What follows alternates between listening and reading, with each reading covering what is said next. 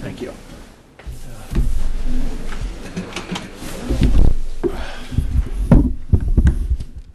Well, good morning to all of you. Thank you very much for coming to the Woodrow Wilson International Center for Scholars. We're very pleased this morning to welcome to the Directors Forum Robert Mueller, the Director of the Federal Bureau of Investigation.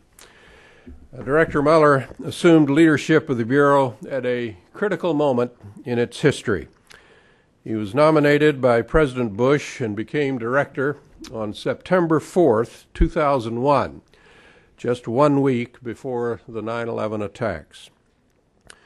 The director has moved aggressively to reform the FBI, instituting what may be the most extensive reorganization in the Bureau's history. He has made counterterrorism the top priority, taking steps to alter the FBI's culture and capabilities to meet that goal.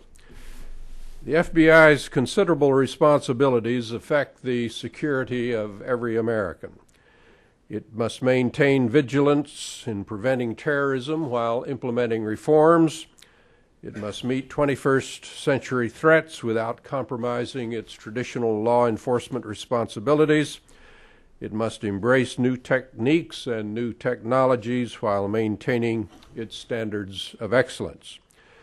Indeed, the job of director is one of the toughest in Washington, and Bob Mueller is well suited for it. He has enjoyed a long and distinguished career in law and public service. He served as a Marine in Vietnam, receiving the Bronze Star, the Purple Heart, the Vietnamese Cross of Gallantry.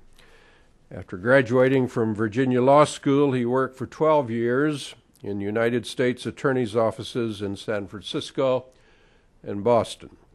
Director Mueller joined the Justice Department in 1989. There he headed the criminal division under Attorney General Richard Thornburg, overseeing the conviction of Manuel Noriega and the Lockerbie Pan Am 103 bombing case. In 1993, he became a partner at the Boston firm Hale & Dorr. From 95 to 98, he served as a senior litigator in the homicide section of the District of Columbia U.S. Attorney's Office. From 98 until 2001, he was U.S. Attorney in San Francisco. Of course, from our point of view here at the Wilson Center, his most prominent qualification is that he attended high school and Princeton University with our Deputy Director, Mike Van Dusen. I asked Mike to tell me a little bit about Director Mueller. He said the thing he remembers most, he was a terrific hockey player. So I introduced to you a terrific hockey player, also Director of the FBI. He will speak on the FBI making real changes in a virtual world. Mr. Director, we thank you for coming, and we look forward to your comments.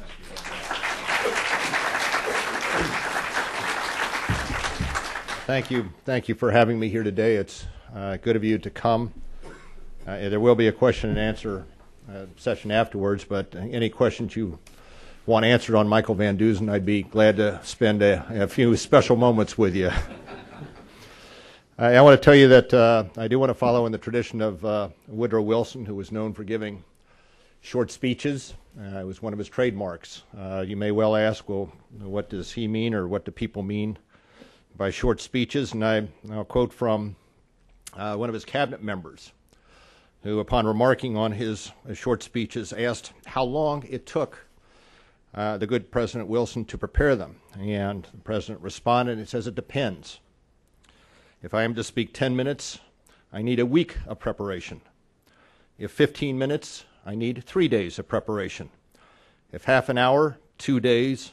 And if I am to speak for an hour, I'm ready to go right now. And I'll tell you that I prepared for about 2.5 days, and you can extrapolate from that how long we'll be here today. It's another story about one of our presidents that I want to start with, and this was Teddy Roosevelt when he was vice president. He was hiking up in the mountains of New York when he saw a messenger heading toward him during the lunch hour. And the man brought Roosevelt a telegram which said that President McKinley was gravely ill and that Roosevelt, should depart for Buffalo immediately. At that time, the vice president was 50 miles away from the closest railroad station and 10 miles away from the nearest telephone. And he walked and he rode all night to finally make it to the train station, where he then learned that President McKinley had passed away and that Teddy Roosevelt, was now President of the United States. In those days, information was not passed easily or rapidly. And if you contrast how long it took Teddy Roosevelt to find out that he was the President of the United States to how long it took for all of us to learn that Pope John Paul II had died, you will recognize how far we have come in 100 years. As soon as the Pope died, we learned about it within seconds by satellite and by text messaging.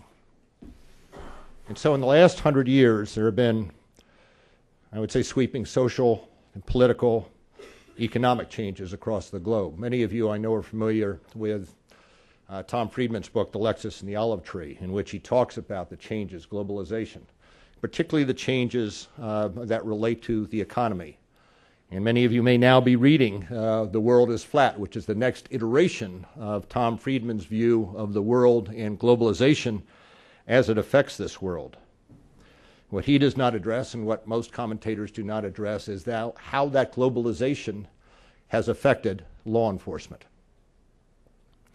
And because of the global changes that Tom Friedman and others have identified, it was clear even before September 11th that the FBI needed to change and change rather dramatically. But once America was attacked on September 11th, I think there is not a person in the Bureau who was in the Bureau at the time that did not understand that the Bureau needed to change overnight, and that our number one priority had to be preventing another terrorist attack such as we saw on September 11th. And as Lee has pointed out, probably at no time in the history of the FBI has the FBI changed on such a large scale as it has in the past 3.5 years. And today I want to discuss these changes in light of evolving threats as we see them, and also in light of the improvements that we have made in our ability to respond to threats such as we saw in the attack of September 11th. We start by saying that the FBI has always changed in the past to meet evolving threats, whether it be the gangster era or the Cold War. And if we look back at our history and we look back at why we were established, we come to find that it's because crime had begun to cross state lines that the Bureau of Investigation was established in 1908 under President Teddy Roosevelt.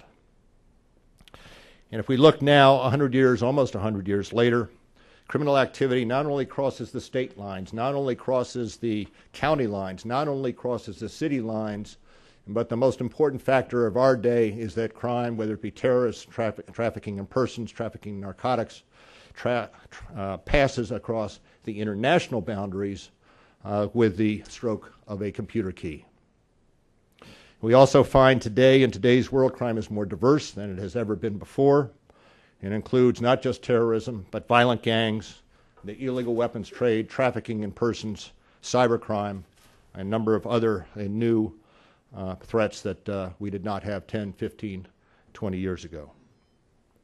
We also find, if we're looking at the threats of today, that the threats are increasingly asymmetrical and much more complex than the bank robberies that we handled 15, 20, 30 years ago. Our adversaries may be nation states, they may be militaries, or they could be an international terrorist or criminal organization. And they are dedicated to stealing our secrets and, in some cases, destroying our way of life. And to continue to prevent attacks in the future, we in the Bureau must anticipate the challenges we face down the road and respond to those challenges. And amongst those challenges, in addition to those that I've mentioned, are advances. Advances such as the advances in high-speed technology, miniaturization, and unlimited bandwidth, all of which will allow information to be transferred much more easily than we could have done years ago. As Friedman would point out, if asked, that will all be good for the world economy, and indeed the thrust of his book, or both books, is that this is good. There is good out there. But it will also provide, and this globalization will also provide a tremendous opportunity for criminals, persons who wish to do us harm. In the future, it is likely that the role of nation states will continue to diminish. And the implication is that criminals will seek operational advantages and sanctuary through hidden networks that are difficult to identify and penetrate and that easily cross jurisdictional boundaries. In the world of years ago, it was the nation states in each of our jurisdictions that were responsible for addressing crime. Each of our jurisdictions operate under certain boundaries, under statutes and rules. But as globalization has come along, those abilities of those nation states, of those independent entities under their jurisdictions, have become increasingly challenged to spread the information, to share the information, to address those crimes, those terrorists, those narcotics traffickers, those traffickers in persons, those who commit cyber crimes, as they willingly and easily cross international boundaries. If you look at the world in the future, you also will look at global and demographic changes that may well lead to large numbers of unemployed, dissatisfied young people and create breeding grounds for terrorists. We, in all likelihood, will see in various areas of the world shortages of resources, such as oil, food, water, also creating a much more hostile world in which we will have to operate. If you look at the beheadings in Iraq, if you look at the terrorists targeting the school in Beslan, Russia, you will see an escalating hierarchy of terror. And when it comes to confronting these new threats in this world, the question for us at the FBI becomes, how do we respond as an organization?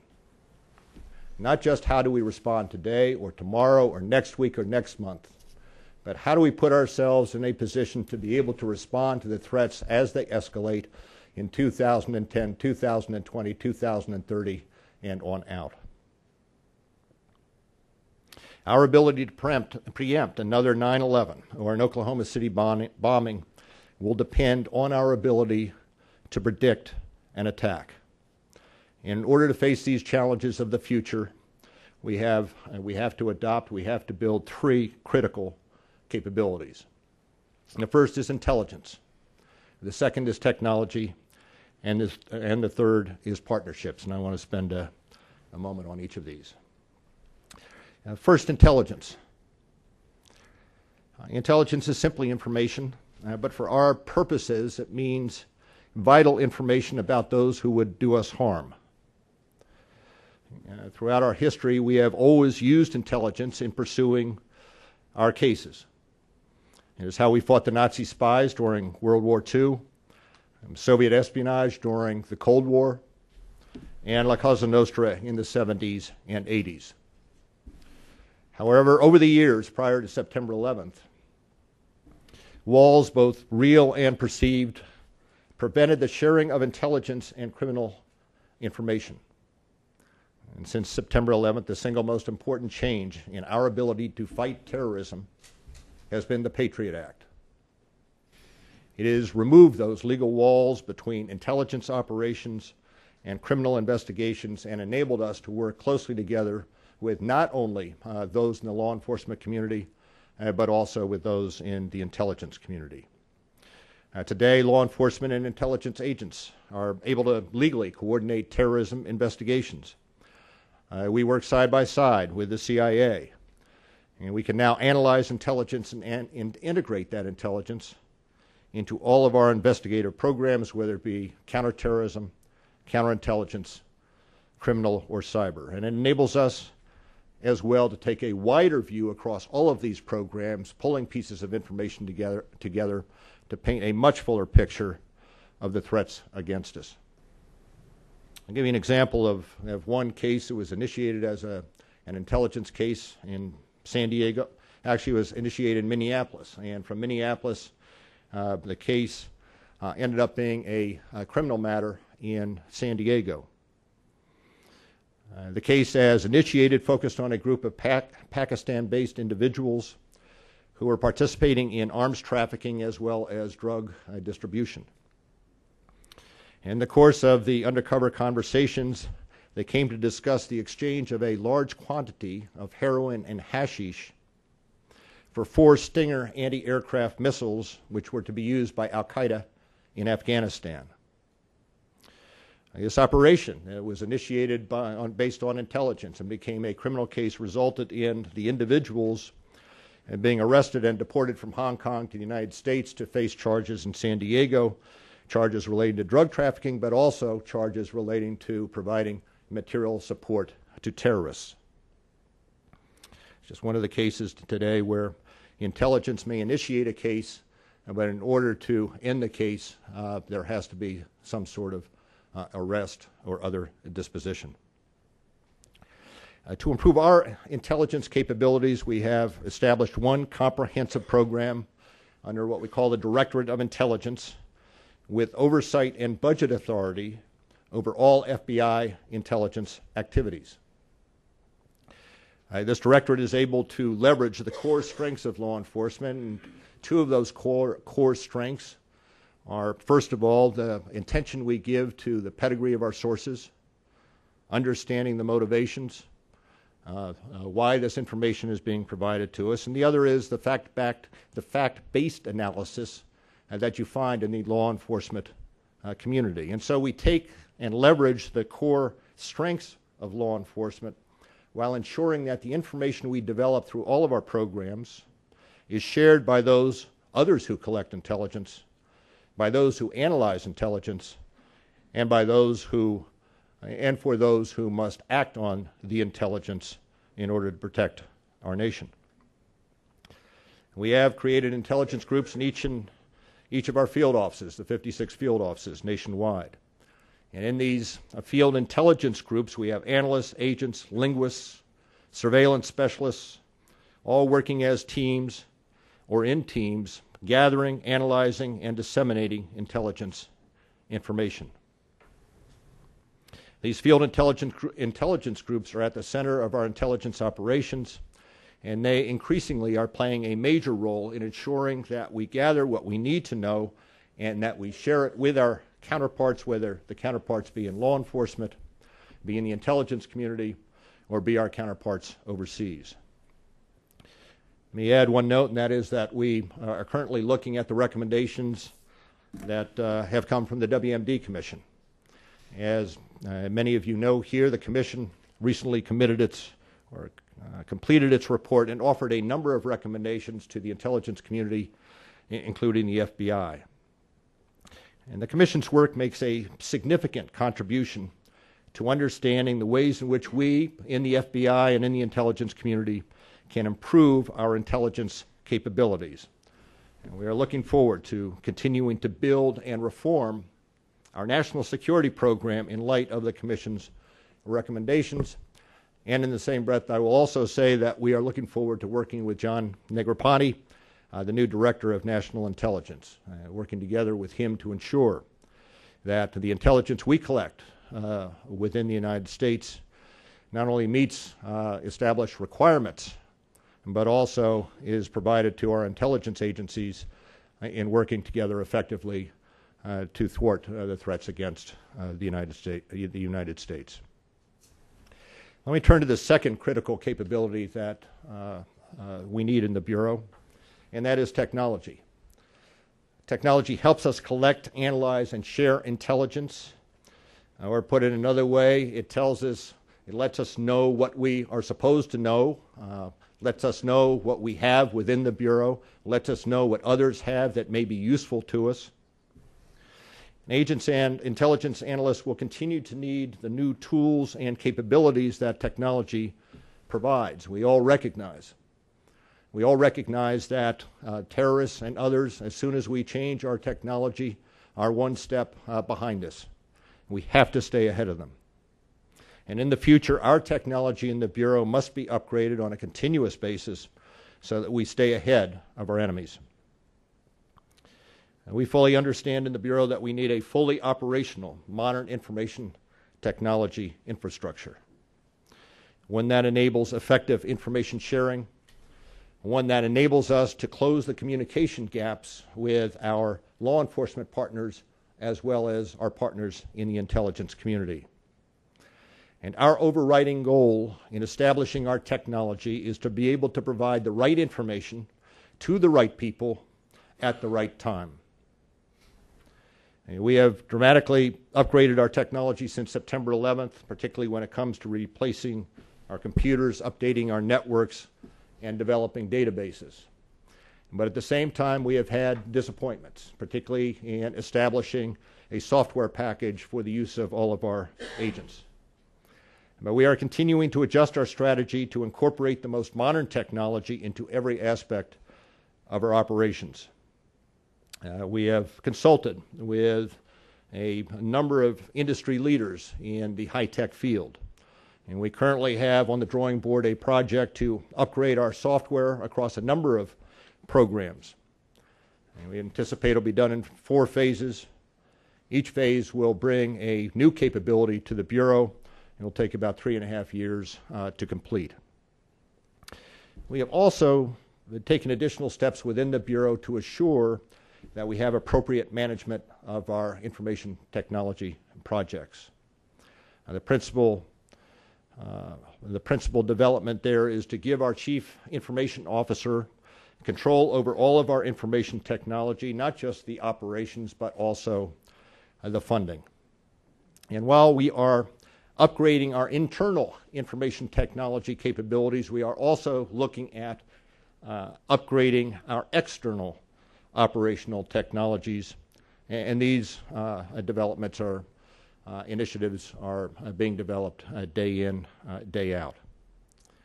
One way we are using technology to build connections is utilizing the National Law Enforcement Data Exchange System, known as NDEX.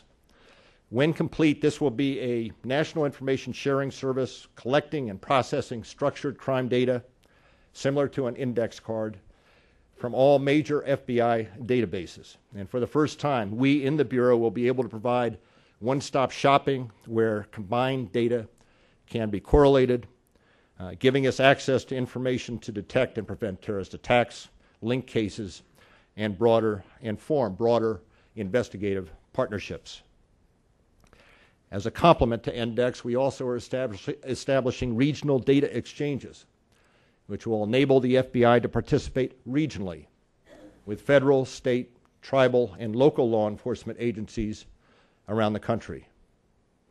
And these systems will allow the sharing of full-text information on a regional basis, providing the analytical piece needed to search and correlate unstructured data from various regional systems. In addition to intelligence, in addition to technology, the third critical element for us is improving our capabilities is our reliance on partnerships. Partnerships at all levels, local, state, federal, and international. At the state and local level, our joint terrorism task forces are the eyes and ears of the communities around the country. Working side by side, members from the intelligence and the law enforcement communities track down each and every counterterrorism lead, no matter how insignificant it may seem. In the last 3 years, we've increased the Joint Terrorism Task Forces from 35 to 103. In addition to the Joint Terrorism Task Forces, we have established around the country regional computer forensics laboratories, which combine partnerships and technology. These state-of-the-art regional facilities are highly specialized laboratories that provide forensics examinations of digital evidence, 6 laboratories are up and running, and 8 more are in the works. And in each one of these, law enforcement agencies from all levels of government train, work, and share information together. In particular, they share and make use of new forensics capabilities in order to address a wide range of crimes, whether it be terrorism, cyber, theft of identities, and the like. And not only are we cooperating better at the state and local level, but we are also working more closely with our partners at the national level.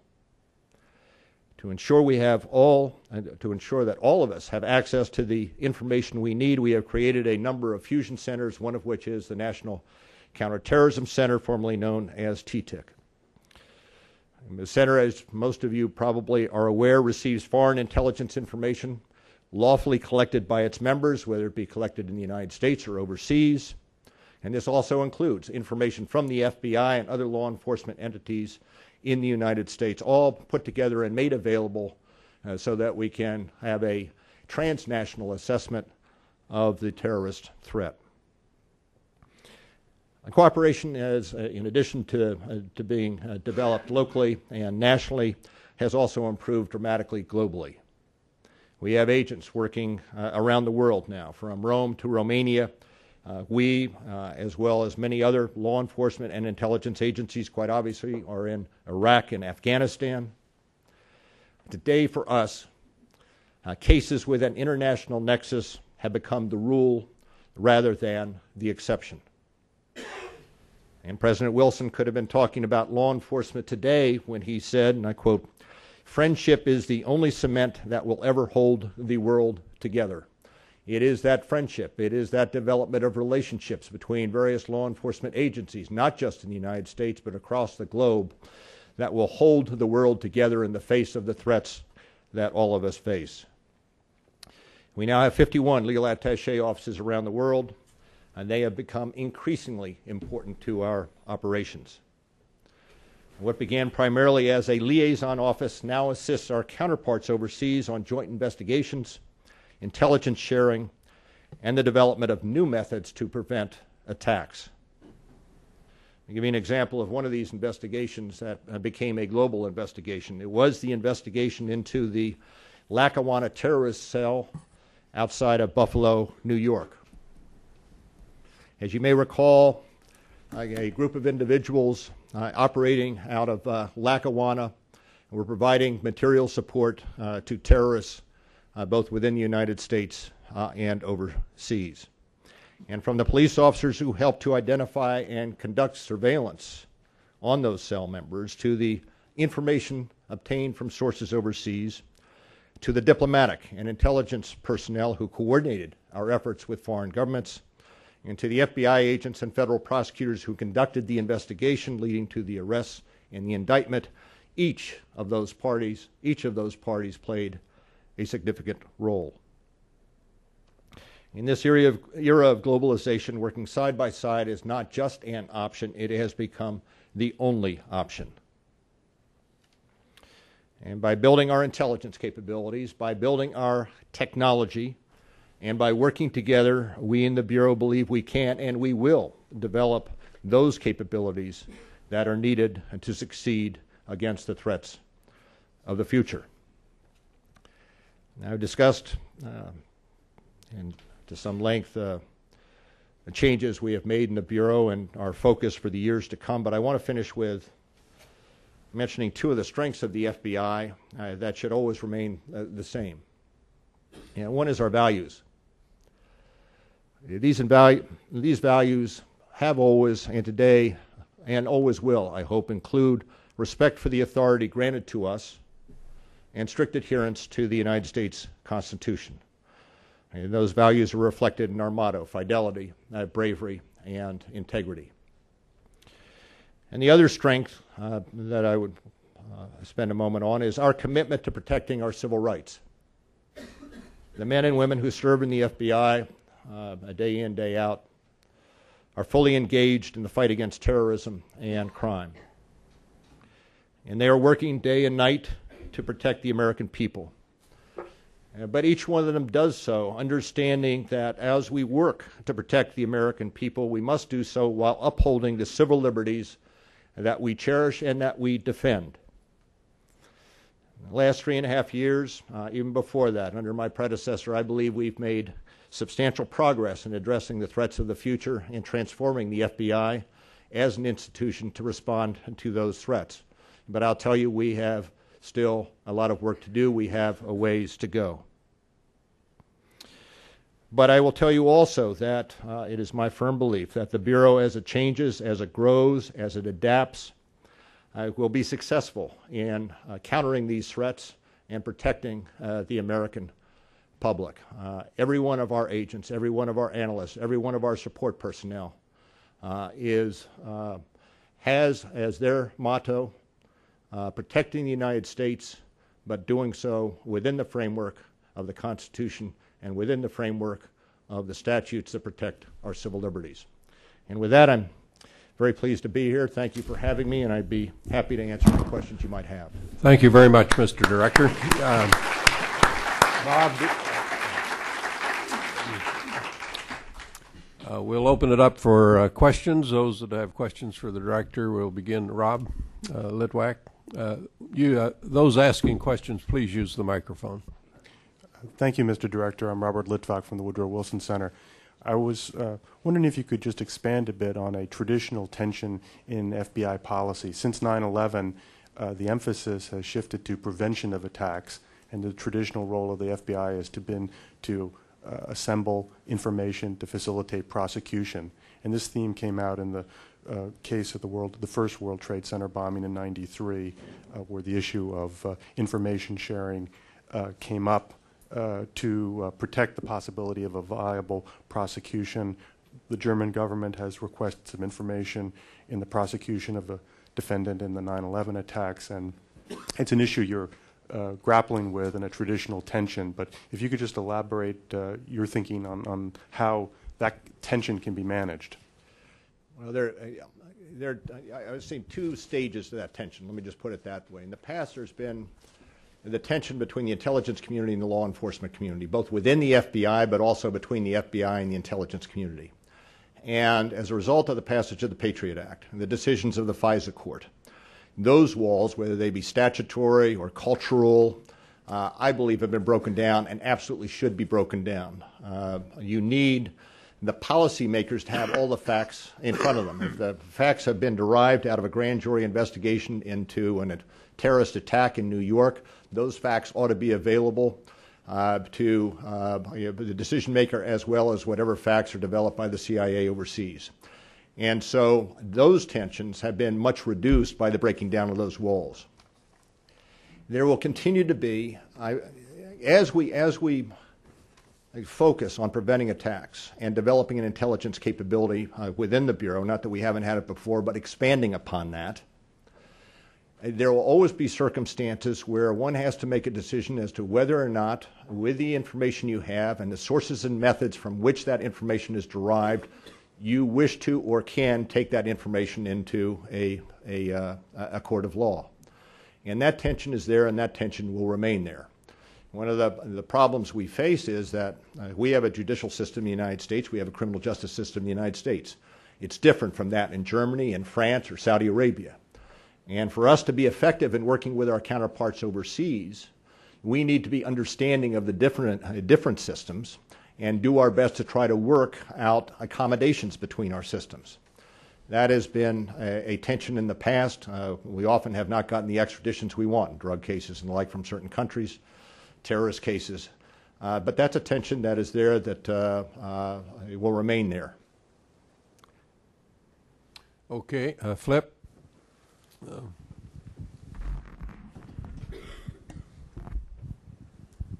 Thank you. Philippa Strum at Wilson Center. Mr. Mueller, picking up on the last question, you had mentioned the Patriot Act earlier and the desire of the FBI, of course, to be to observe fidelity to the Constitution. Looking at the current suggestion that the Patriot Act be expanded so that the FBI could conduct searches, which of course would include searches of American citizens, without going through the judicial warrant process. I noticed that the media have reported that your general counsel said that she couldn't think of any instances where the FBI had been hampered by not having that power. So I wonder if you would comment on the FBI's approach to this suggestion and why the FBI might think that that might be necessary. Well, let me, if I could, explain a little bit about the difference between the Patriot Act. Under the Patriot Act, we're enabled under 215, for instance, to go to the FISA court and get a court order to obtain records. But we go through a court under the FISA statute, whether it be to undertake some sort of interception or to obtain records. And the Patriot Act, to a certain extent, modified the FISA statute to allow those things to occur, but with the approval of a court. What a proposal whereby we have requested authority for administrative subpoenas is a different proposal. It's not Patriot Act. It's a request for administrative subpoenas in the same way that we have grand jury subpoenas to go out for. It's not a search. It is a piece of paper directed to a person to present certain records to. It could be a grand jury in the case of administrative subpoenas in national security or terrorist investigations to the FBI. That power to obtain records, giving a person a subpoena, is given to us in there are over 300 statutes that allow administrative subpoena power. You can have it in child pornography cases. The Secret Service has it where they have threats against a protectee. It's granted in healthcare fraud cases. And so if administrative subpoena power allowing you quickly to go out and get to go to a rental car company and get the records of somebody who rented a car, to go to a hotel to get the hotel records where you believe a person may be a part of a terrorist cell. That type of request, administrative subpoena request, we have had in any number of these other areas, and we believe if you have it for healthcare fraud cases, child pornography cases, Secret Service cases, you certainly should be able to have it in terrorism cases. Again, it is not a search. And under the proposal for administrative subpoena power, the person who receives the subpoena could contest it in front of a court of law. In other words, if you run a business and a subpoena is served on you under the proposal, you could go to your lawyer and say, I don't want to do it, it's voluminous. I get your lawyer and go to a court of law and challenge it. And so our belief is that it is it would enable us to be far more efficient and effective in conducting our investigations. And if you have it in these other 300 categories, it makes very little sense not to provide it when part of our mission is preventing terrorist attacks. Other questions? Ben? Ben Let me just make one last point on that. Nobody in the FBI or otherwise is suggesting that you don't need to go before a court to get a search warrant to search a place. Nobody is suggesting that. Ben, go ahead. Okay, Ben Rhodes at the Wilson Center. My question is about analysis, and it is obviously important to intelligence. How do you recruit top analysts? What do you look for? And also, how do you put them on a career track where they're promoted for their product? And reflecting on that, if I'm a young college grad, law school grad, specialist, why would I choose the FBI to become an analyst versus the CIA or another agency? Well, I could spend about an hour on why you choose the FBI and not another agency, but I won't spend an hour on it. We have built up our analytical cadre substantially since September 11th. I think we've added hundreds, for instance, in the counterterrorism arena. And what we look for are persons with analytical ability. It may be persons who have come out of a regional studies program at a top university. And if we're looking at the Middle East, if somebody has come out and speaks Arabic or has area studies, but there are a number of other areas, and we do counterintelligence as well as counterterrorism, where we need that analytical capability. I think, if I recall correctly, we had an advertisement out for 2 weeks earlier this year, and we got 2,200 responses. Many of those responses came from persons that had master's degrees, PhDs, who are interested in utilizing their knowledge in a way that had an immediate effect, and complementing the collectors out there, who would be the agents, with the understanding that pulling the pieces together, we may be able to, as well as your understanding of a particular country or a region, we will be able to paint a larger picture of what's happening, identify the gaps, and then give direction to the the agents to pull in information to satisfy or fill those gaps. I periodically stop and talk to our analysts who come from all sorts of different professions before they come in. They could have come from universities, they could have come from the military, they could come from business and the like, and almost to a one. They are tremendously enthusiastic about their opportunity to look at things that are happening day in and day out right now, which potentially could adversely affect the country. I will tell you that I have a very high regard to the CIA and their analysts. Overlooked, I believe, in too often is the impact that the CIA has had on the war on terror, which has been substantial. Their successes are, unfortunately, cannot be touted as much as they should be, but they have done a terrific job. And I think you can have a very beneficial career at the CIA. I will tell you that we are establishing, we had not had before, career paths all the way to the top in the FBI. We currently are establishing those career paths. So a person who comes in at a lower level as an analyst can move all the way to the top. Increasingly, when we brief Congress, or we brief the White House, or we brief others, it is agents sitting there with top-rated analysts that are doing the briefings. And so as we build the Intelligence Directorate in the FBI, not only will there be expanded career paths, but there'll be tremendous opportunity to participate in investigations and shape investigations in ways that we have not had in the past. Other questions? Don and then Steve. Don Wolfensberger with the Wilson Center. Mr. Director, what do you foresee as your biggest problem or challenge at the FBI in integrating your role and mission and activities with that of the new National Director of Intelligence? I don't see that it's going to be a huge challenge from our perspective. Let me put it that way. I've worked with John Negroponte over the years, and he's a tremendous person. There could not be a better choice for being a Director of National Intelligence. He has put in place a plan and a team that is a natural fit for us. I've always believed that we need to put our house in order so that we can be a player in the national intelligence community in ways that we have not been in the past. We have been, I would say, a substantial, if not the primary player domestically, certainly when it comes to counterintelligence. And we have very good relationships and worked well with the intelligence community and counterintelligence over the years. Since September 11th, we have built up those similar relationships when it comes to counterterrorism or international crime. What the Director of National Intelligence, the role played by that will be to not only orchestrate, but assure that we are working together, that we have similar standards for the quality of analysis and analysts that we are working with.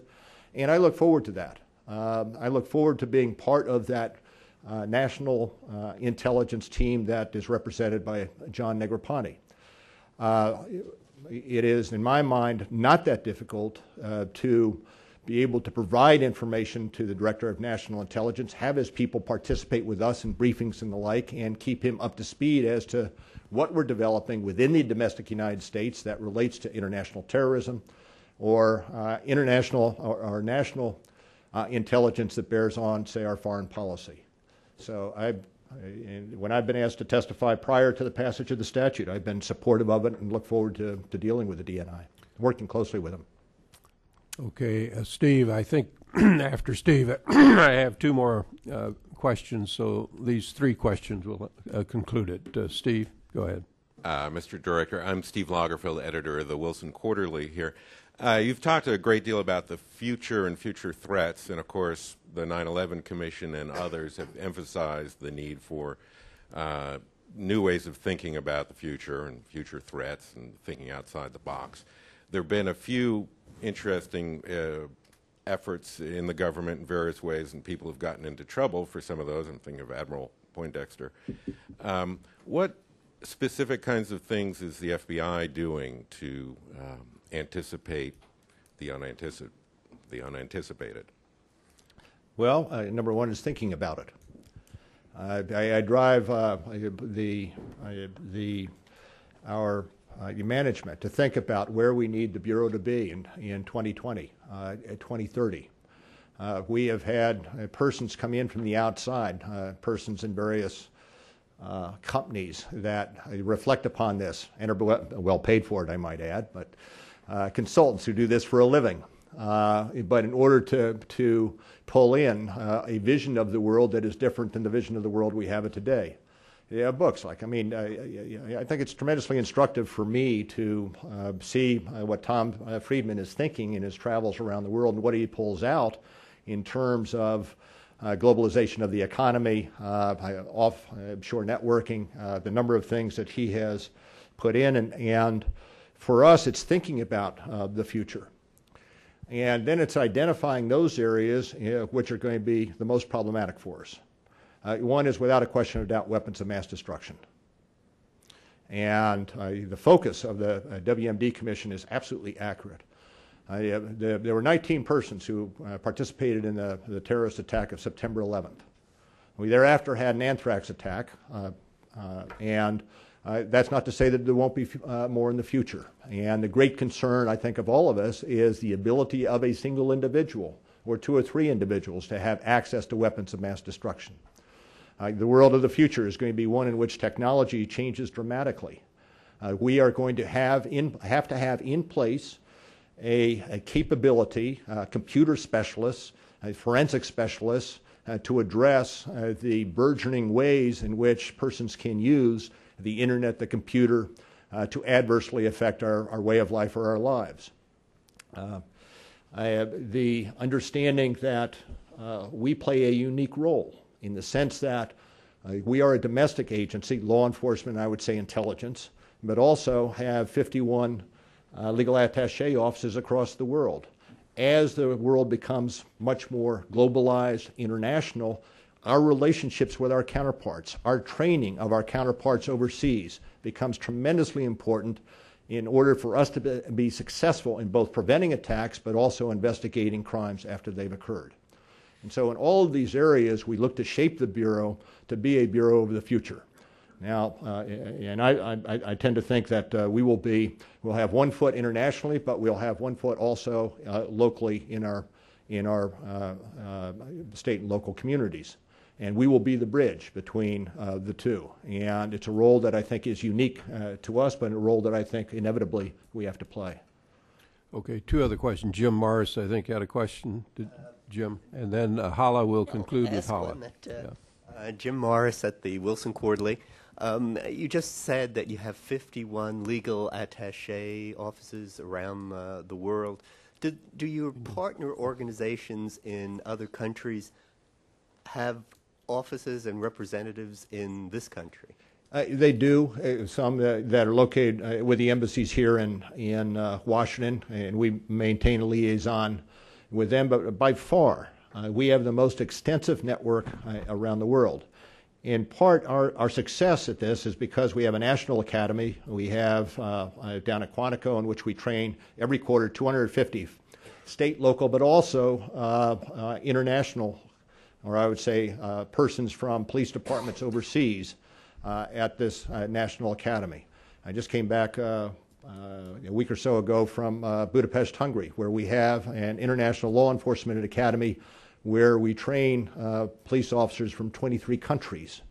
It is that ability and capability to develop this network of friends, relationships, and to train them that enables us, I think, to have a step up in terms of being able to successfully prevent attacks such as 9/11 that started overseas and ended up in the United States, and also to successfully conduct and conclude investigations overseas. There isn't a cyber attack today, whether it be a worm or a virus, a denial of service attack, very rarely stays in one jurisdiction. It'll jump from country to country, to state, and that's the wave of the future. And we have to have in place those relationships to enable us very quickly to pick up the phone, call somebody, and get investigative efforts underway, wherever it is, Romania, Rome, you name it. I told the director we'd have him out of here before 11 o'clock. He's been very gracious with his time. Let's express our appreciation to him as we conclude.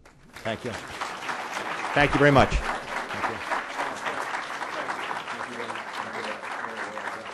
think they want you to go out this way. Just hold just a minute, would you please, until he's left.